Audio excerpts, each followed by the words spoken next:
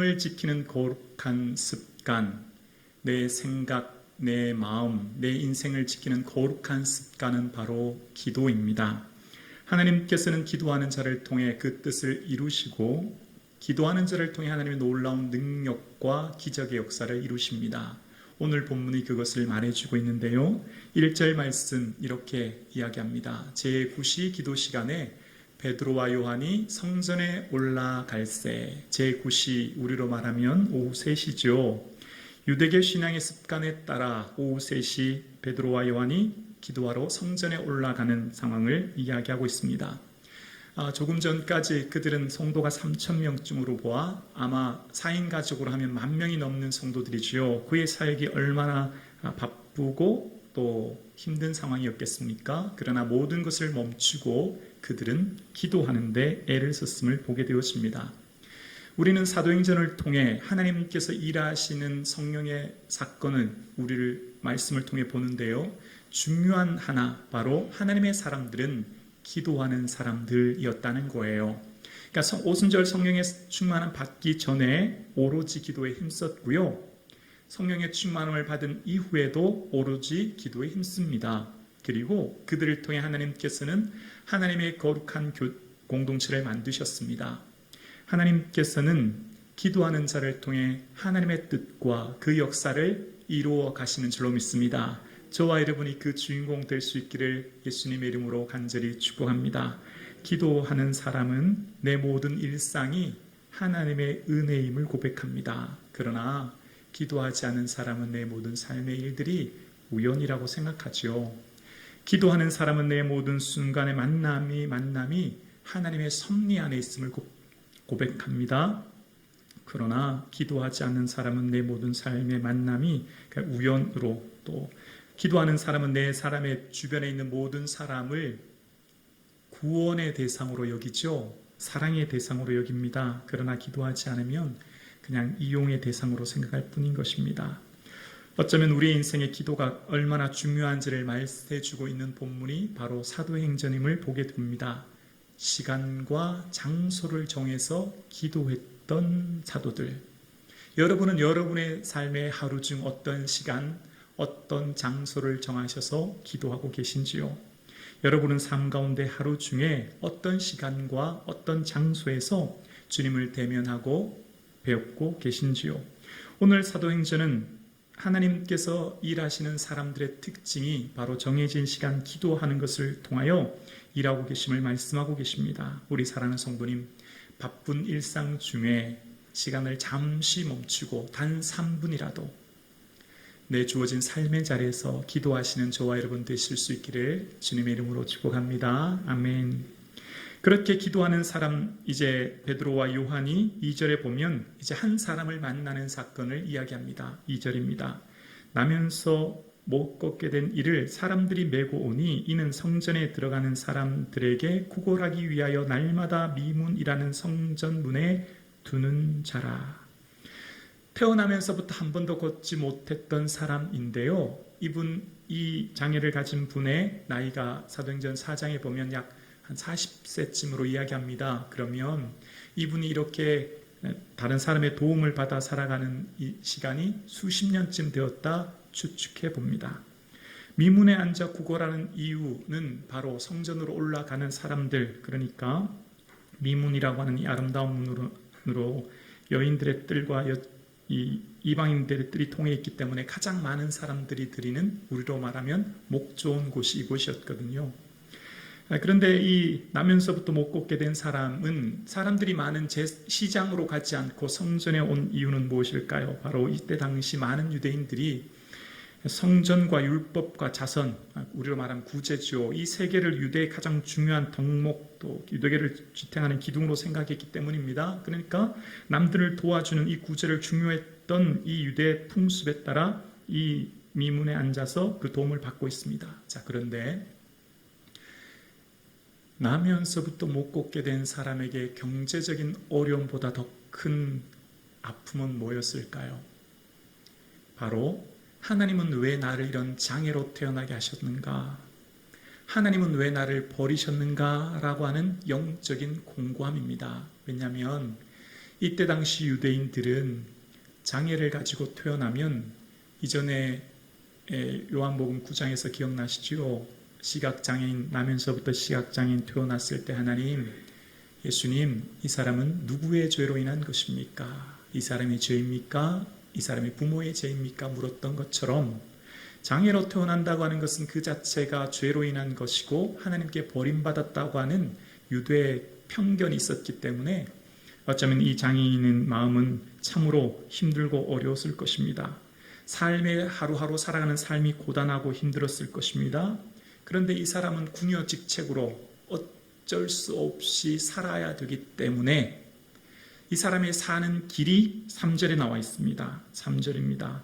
그가 베드로와 요한이 성전에 들어가려 함을 보고 구걸하거늘.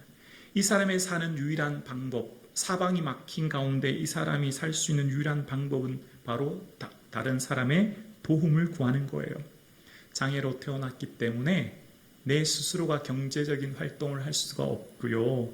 그래서 유일하게 살 수 있는 방법 하나가 다른 사람 도움 받는 것이었거든요. 그래서 지금 그 자리에 있는 것입니다. 자, 그때 하나님께서 일하시는데요. 하나님께서 역사하시는 방법의 특징이 있습니다. 먼저 성령의 충만함을 받은 베드로와 요한을 먼저 고치십니다. 베드로와 요한의 시선을 먼저 고치시고 그들의 마음을 먼저 고치시는 것을 본문을 통해 알 수 있는데요. 4절입니다. 베드로가 요한과 더불어 주목하여 이르되 우리를 보라 하니. 성령이 충만한 베드로와 요한은 예수님의 마음을 품게 되었고 그래서 지금 늘 항상 올라가던 성전에 있던 나면서부터 걷지 못한 사람들을 주목하게 되었습니다. 여기서 주목하다는 언어의 뜻은요, 긍휼이 가득한 눈빛으로 바라보다 라는 뜻이 있습니다. 긍휼이 가득한 눈빛으로 바라보았다는 거예요. 지금 이 베드로와 요한, 원래 요한은 어떤 사람인지 아시죠? 요한은 우르의 아들입니다. 천둥의 아들입니다. 예전에 예수님과 함께 사마리아를 성을 지나실 때 한 성에 들어가려고 하실 때 사람들이 받아들이지 않죠. 그때 요한이 뭐라고 하는지 아시죠?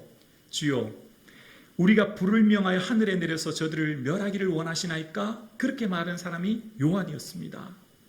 요한은 이처럼 국률이 많은 사람이 아니었음을 알게 되어요. 그런데 성령의 충만함이 있자 그 요한의 눈이 바뀌었습니다. 연약한 이웃을 보는 국률의 눈으로 그 마음이 바뀌었음을 알게 되어요. 이전에 베드로와 요한을 보았던 나면서 걷지 못했던 사람이 보고 구글했던 이 보다의 뜻은요, 그냥 무덤덤하게 바라보다는 원어의 뜻이거든요. 그때 보다와 지금 이 주목하다의 뜻은 완전히 현격한 차이가 있는 것이죠. 하나님께서는 하나님의 성령의 역사를 이루실 때 먼저 나를 변화시키십니다. 먼저 나의 삶을 변화시키시고 하나님은 하나님의 역사를 이루시기 시작합니다. 내가 변해야 세상이 변하는 것이죠. 나를 변화시키셔서 이웃을, 세상을 변화시키시는 일을 하시는 거예요. 그 한 사람을 변화시키셔서 이후에 5,000명이나 되는 수많은 사람들이 주께 돌아옵니다. 나면서 걷지 못한 이는 부자도 권력자도 아니었습니다. 그를 변화시키셨지요. 그런데 그 전엔 먼저 누구를 변화시키셨다고요? 베드로와 요한을 변화시키셨습니다. 하나님께서는 하나님의 일을 하시는 위대한 역사의 순간에 먼저 나를 변화시키시고 일을 하십니다. 사랑하는 성도님, 지금 내 주위에 있는 누가 변하지 못해서 내 마음에 불평과 원망은 있지 않으십니까? 내 주변에 바뀌지 않고 변화되지 않은 사람 때문에 여러분 답답한 마음 갖고 있지 않으십니까? 그런데요, 하나님은 먼저 나를 변화시키시고 이웃을 향해 품고 기도하라 하십니다. 그런데 오늘 이 나면서부터 걷지 못한 사람이요, 정말 큰 문제가 뭔지 아세요? 그 문제는 바로 5절을 통해 알 수 있는데요. 5절에 함께 볼까요? 그가 그들에게 무엇을 얻을까요? 바라보거늘. 나면서부터 걷지 못한 사람의 진정한 문제는 무엇을 구해야 될지 모르는 것에 있습니다. 장애로 태어나면서부터 걷지 못한 이 사람이 정말 진정한 인생의 문제는요, 무엇을 구해야 될지 알지 못하는데 그 문제가 있습니다. 지금 이 나면서부터 걷지 못한 사람은 베드로와 요한을 바라보면서 무엇을 얻을까 하여 바라봅니다. 동전 몇 입 더 받기를 원했다는 것이죠. 그런데 정말 이 많은 동전이 있으면 아마 어쩌면 그는 좀 행복했을 거예요. 다음 날도 구걸하러 나오지 않아도 되기 때문입니다. 그런데 이것이 그의 삶의 근본적인 해결책일까요? 나면서 걷지 못한 사람의 근본적인 해결책은 뭘까요? 걷는 것 아니겠습니까? 장애를 가지고 태어났으니 지금 내 인생의 문제는 무엇을 얻을까 보다는 내 인생의 근본적으로 걷는 것이 그의 삶의 실질적인 해결책 아니겠습니까? 지금 이 걷지 못한 사람은 인생의 삶의 진정한 해결책, 내가 살아가는 길의 진정한 해결책을 본인이 잘 알지 못하는데 문제가 있었던 것이죠. 진짜 정말 먼저 구해야 될 것이 무엇인지 알지 못하고 있는 이 장애우를 바라보게 됩니다. 여러분, 우리가 신앙생활을 하면요, 내가 원하는 것과 주님이 우리에게 주시고자 하는 것이 좀 다를 때가 있음을 느낍니다. 제가 이 최근에 이렇게 말씀을 묵상하고 기도하면서 저도 많이 깨닫는데요. 저에게는 기도 제목이 고쳐주세요, 치유해주세요, 회복해주세요가 제 주된 기도였다고 할 수 있습니다. 왜냐하면 너무 마음이 아프니까 그렇게 되면 하나님의 주시는 은혜를 누리고 행복해질 수 있으니까요. 말씀을 묵상하면서 또 기도드리면서 정말 성도님에게 구해야 될 게 뭘까를 생각해 봅니다. 고쳐주세요, 회복시켜주세요. 중요하죠. 그런데 또한 더 근본적인 것은 예수님 바라보게 하는 것, 예수님 의지하게 하는 것, 그것인 줄로 믿습니다. 오늘 저와 여러분 고침받아야 합니다. 회복되어야 합니다. 그런데 먼저 그것을 통해 하나님께서 우리의 삶 가운데 예수님 바라볼 수 있도록 기도하는 저와 여러분 될 수 있기를 주의 이름으로 축원합니다. 지금 무엇이 중요한 것인지, 무엇이 먼저 해야 될 것인지를 잘 알지 못했던 그에게 베드로는 일어나 걸으라고 말합니다. 6절입니다. 베드로가 이르되 은과 금은 내게 없거니와 내게 있는 것을 내게 주노니 나사렛 예수 그리스도 이름으로 일어나 걸으라. 지금 베드로는 은과 금이 없다고 말합니다. 이 말을 들었을 때 걷지 못한 사람이 좀 어처구니가 없었다 생각합니다. 아니, 돈이 없으면 그냥 지나가면 되지. 내가 당장 배고픈데 먹는 문제가 중요하지. 그것 외에 뭐가 있을까? 뭐가 있나? 그런 의문을 가지지 않았겠습니까? 이 시대는 은금이 최고인 시대가 되었습니다. 예수님 이름이 뭔지 몰라도 되는 시대, 예수님 이름이 나와 상관없는 시대, 예수님이 누구인지 몰라도 은금만 있으면 되는 시대를 우리는 살고 있습니다. 그러니까 믿음이 없다고 해도 사는 데는 아무런 지장이 없습니다. 믿음이 없어도 은금만 많다면 살아가는데 아무런 문제가 없는 시대를 우리는 살고 있죠. 여러분 어떻습니까? 지금 우리가 구하는 것, 은금을 향해 구하고 있죠. 그런데 오늘 본문을 보면 사도 베드로와 요한이 지금 말하고 있는 것이요, 은금은 없지만 뭘 주고 있습니까? 예수 그리스도 이름을 주고 있습니다. 사랑하는 성도님, 우리의 삶 가운데 먼저 구하는 것이 예수님의 이름, 예수님과 함께 동행하는 삶, 예수님이 나와 함께하는 그 삶의 모든 삶이 되어질 수 있기를 주의 이름으로 축원합니다. 지금 걷지 못한 사람이 인생에 사는 길의 해결책은 남의 도움을 받아서 살아가는 이 삶의 인생길에 있는데, 참된 인생의 길을, 새로운 차원의 길을 열어주는데요, 바로 예수님이 길임을 소개시켜 줍니다. 걷지 못한 사람의 살아가는 인생길은 그저 구걸하여 성전 미문에 앉아 살아가는 길인데, 아니요, 이제는 새로운 길을 열어줍니다. 바로 예수님이 길이라고요. 예수님이 인생의 근본적인 문제를 해결해 주는 인생의 참된 길임을 베드로와 요한이 말해주고 있습니다. 그 길은 우리를 위하여 휘장 가운데 열어놓으신 새롭고 산 길이다라고 하는 히브리서 10장 말씀처럼 예수님을 따르는 길이 생명의 길이고요. 예수님을 따라가는 그 길은 새로운 길임을 말씀하고 계십니다. 그러니까 지금 이 나면서부터 걷지 못한 사람이 살아가는 인생길에서 새로운 차원의 길을 열어주죠. 바로 예수님의 길임을, 또 예수님의 이름의 능력이 있음을 베드로와 요한은 선포하고 있습니다. 오늘 살아가는 저와 여러분, 은금이 최고인 시대, 예수님 이름 없이도 살아갈 수 있다고 하는 이 시대에 우리가 정말 가치 있게 붙들어야 될 예수의 이름 붙들고 살아가는 저와 여러분 되실 수 있기를 주의 이름으로 축원합니다. 예수님의 이름이 길이 있고 능력이 있음을 오늘 본문에 이야기합니다. 그러면서 이제 놀라운 기적이 일어나죠. 7절입니다. 오른손을 잡아 일으키니 발과 발목이 곧 힘을 얻고. 성령의 충만을 받은 베드로와 요한은요, 단순히 예수님의 이름으로 일어나 걸으라 말로만 선포한 게 아니에요. 바로 행동이 따랐던 것이죠. 오른손을 잡아 일으켰던 것입니다. 안 되면 어떡하지? 불안과 두려움도 있었을 거예요. 그런데 성령의 임재로 말미암아 충만한 믿음이 그의 삶의 행동을 옮기게 된 것입니다. 여러분, 사랑하면 반드시 행동이 뒤따르게 되어 있습니다. 사랑하는 사람은 말과 함께 그의 삶의 행동이 동반된다는 것이죠. 오른손을 잡아 일으키는 것이 그에게 발과 발목에 구체적으로 힘이 되는 역사를 이루었던 것입니다. 내 주위에 사랑하는 이웃, 또 연약한 이웃들 향해 함께 우리의 삶을 나누는 우리 모든 성도님들 될 수 있기를 주의 이름으로 축복합니다. 아멘. 그래서 이제 드디어 놀라운 차원의 길이 열려서 그 사람이 어떤 일을 했는지 우리 8절은 함께 한번 봉독해 보실까요? 8절입니다. 함께요. 뛰어 서서 걸으며 그들과 함께 성전으로 들어가면서 걷기도 하고 뛰기도 하며 하나님을 찬송하니. 지금 이 걷지 못한 사람은 고침받은 후에 집으로 간 게 아니라, 친구들 만나러 간 게 아니라, 가족 만나러 간 게 아니라 성전에 올라가 하나님을 찬송하게 되었습니다.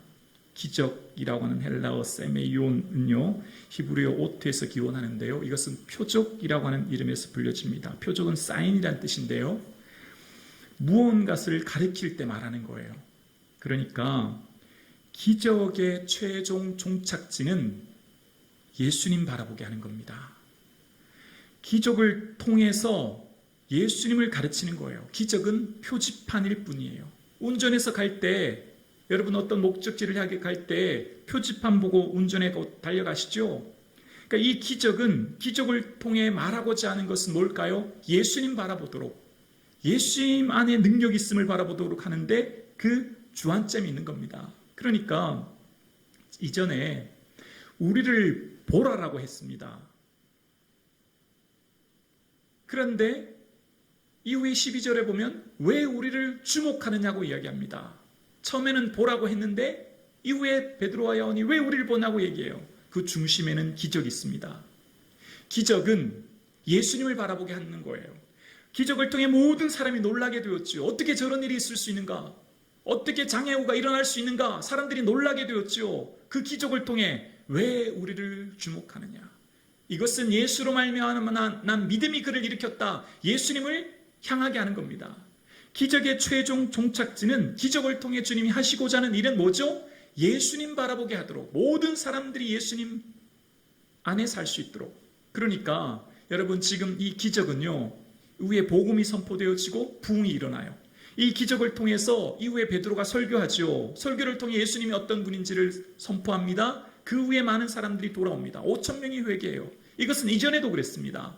이전에 2장에 기적이 일어납니다. 성령의 방언의 은사를 통해 16개국의 사람들이 자기 말로 알아들어요. 어떻게 이런 일이 있을 수 있지? 기적을 경험했죠. 그 다음 어떤 일이 있죠? 복음이 선포됩니다. 예수님, 당신들이 죽인 예수님은 부활하셔서 오늘 우리와 함께 하신다고 하는 그 복음이 선포되어지죠. 그리고 3,000명이 죽게 돌아옵니다. 기적은 그 기적만으로 의미가 있는 것이 아니라 그것을 통해 예수님을 바라보고 예수님이 증거되어지게 하는 것이죠. 그래서 하나님께서 하시는 그 기적을 통해 예수님을 바라보도록 하는 놀라운 역사가 기적 속에 담긴 거예요. 그래서 어쩌면 기적보다 더 중요한 것은 예수님을 바라보게 하는 것임을 보게 됩니다. 사랑하는 성도님, 저는 2022년 우리에게 하나님의 놀라운 기적의 역사가 있기를 소원하며 기도드립니다. 하나님께 여러분의 삶의 질병, 마음과 육체의 질병을 향해 기도할 때 하나님이 고쳐주시는 기적의 역사 있기를 간절히 소원하고 축복합니다. 특별히 금요 성령 기도회를 통해 하나님 앞에 간절히 기도할 때 하나님의 강권적인 역사로 여러분의 삶의 마음과 육체 질병이 치유되는 역사가 있기를 주의 이름으로 축원합니다. 뿐만 아니라 우리의 삶에 여러분 기적만 관심을 가지면 안 됩니다. 왜냐하면 기적만 관심을 가지면 기적이 일어나지 않을 때 낙심하거든요. 기적이 일어나지 않을 때 나는 왜 이런가 낙심하게 되기 때문입니다. 오늘 말씀의 중요한 건 뭘까요? 못 걷는 사람이 걷는 것보다 더 중요한 게 뭘까요? 그를 통해 모든 사람들이 예수님을 바라보게 하는 거예요. 그러니까 오늘 저와 여러분의 삶 가운데 기적의 주인공 되신 이 나면서부터 걷지 못한 이를 통해 예수 그리스도를 바라볼 수 있기를 주의 이름으로 축원합니다. 그렇습니다. 그래서 우리의 삶 가운데 오늘 살아가는 저와 여러분의 삶에 기적이 표지판되어서 가르치는 최종 종착지가 예수님 만나게 하는 거거든요. 예수님 만나서 예수님 의지하고 예수님 바라보고 살아가는 것이 기적의 최종 목적지입니다. 그렇다면 오늘 저와 여러분 우리는 이미 그 기적의 최종 목적지에 도달해 있습니다. 오늘 우리는 이미 예수님과 함께 동행하고 예수님과 함께 먹고 마시며 예수님 바라보고 살기에 우리는 그 기적의 최종 목적지에 도달해 있는 것이죠. 기적의 주인공이신 예수님과 함께 살고 있기 때문이에요. 우리의 삶 가운데 매 순간이 기적이에요. 오늘 저와 여러분 말씀이 믿어지는 것이 기적인 줄로 믿습니다. 믿음으로 모든 세계가 하나님의 말씀으로 지어진 줄을 아나니. 이 말씀이 하나님께서 지으신 말씀으로 천지를 창조하셨다고 하는 이 말씀이 믿어지는 것이요 기적 중의 기적이에요. 성경에 나온 그 놀라운 능력의 말씀들이 다 믿어지는 게 기적이에요. 오늘 내가 주님 전에 나와 예배드린 것 또한 기적인 줄로 믿습니다. 믿음의 모든 순간 하나님께서 하신 일들이 일상이 기적임을 깨닫게 되어요. 하루 살아가는 삶의 모든 순간이 예수님이 날 위해 펼쳐놓으신 일상의 기적입니다. 어떤 성도님이 저에게 이렇게 말씀하시더라고요. 운전을 하고 가시는데 이렇게 터널을 지나가시는데 갑자기 타이어에 펑크가 나셨대요. 펑크가 나니까 핸들이 확 휘지 않습니까? 그러면 당연히 이렇게 벽 쪽으로 부딪히시니까 반대쪽으로 또 운전대를 감으시고 또 뒤에 차가 오시니까 겨우 조마조마하면서 브레이크를 끼 잡으셨대요. 그리고 잡고 브레이크를 딱 서서 보니까 터널 끝에 서게 되셨는데요. 터널 끝이 어떤 곳이었냐면 높은 고가도로의 커브길이셨대요. 그러니까 터널에서 펑크가 단 몇 초만 늦게 펑크가 났더라도 이미 차는 터널 밖에서 펑크가 났으면 차가 높은 고가도로에서 떨어지게 되었다는 거죠. 그러니까 하나님 은혜로 정말 펑크가 났지만 그 바로 한 300m 앞이 높은 고가도로 커브길이었는데 거기서 떨어질 뻔했는데 이것이 하나님의 은혜입니다. 그런 걸 저에게 말씀하시는 간증을 듣게 되었습니다. 여러분, 우리의 인생의 모든 순간이 기적일 수밖에 없는 것은 내 삶의 지금까지 여기까지 온 것, 내 모든 순간순간 예수님의 손길이 미치지 않은 것이 아무것도 없는 줄로 믿습니다. 예수님께서 나의 삶을 지금 여기까지 인도해 주신 거예요. 그러니 내 모든 순간 하루하루 살아가는 그 일상이 기적이죠. 우리는 그 예수님 안에 거하고 예수님 바라보며 살고 있기 때문이에요. 그러니 우리의 삶에 기쁨과 감사가 충만할 수 있기를 주의 이름으로 축복합니다. 여러분의 삶의 모든 순간순간의 삶을 천군 천사께서 지키시고 예수님이 나와 함께 하심으로 보호하시고 인도하고 계신 줄로 믿습니다. 이 믿음이 우리에게 있어질 수 있기를 원해요. 이것이 바로 우리의 간증이죠. 저와 여러분의 삶 가운데 오늘 이 안진뱅이가 걷는 초자연적인 역사가 없어도 우리는 이미 우리에게 믿음이 있고 우리와 함께 계신 예수님과 함께 살고 우리는 예수님 바라보고 오늘도 살아요. 그러므로 우리는 기적의 최종 목적지라고 할 수 있는 예수님 바라보고 사는 이 복이 우리에게 있죠. 그래서 매 순간순간 하나님이 주신 그 은혜, 감사가 충만할 수 있기를 예수님의 이름으로 간절히 축복합니다. 그렇습니다. 숨쉬는 순간, 걸어가는 모든 순간이 주께서 날 위해 펼쳐놓으시고 인도하신 은혜의 손길임을 기억할 수 있기를 원합니다. 사랑하는 성도님, 오늘 살아가는 모든 순간 우리는 이미 예수 그리스도의 십자가 보혈이라고 하는 기적을 믿게 되었고 그 기적 안에 기적을 주신 예수님과 함께 살아가고 있습니다. 그래서 오늘 살아가는 저와 여러분의 삶에 기쁨이 충만할 수 있기를 주의 이름으로 축복합니다. 기도드리겠습니다.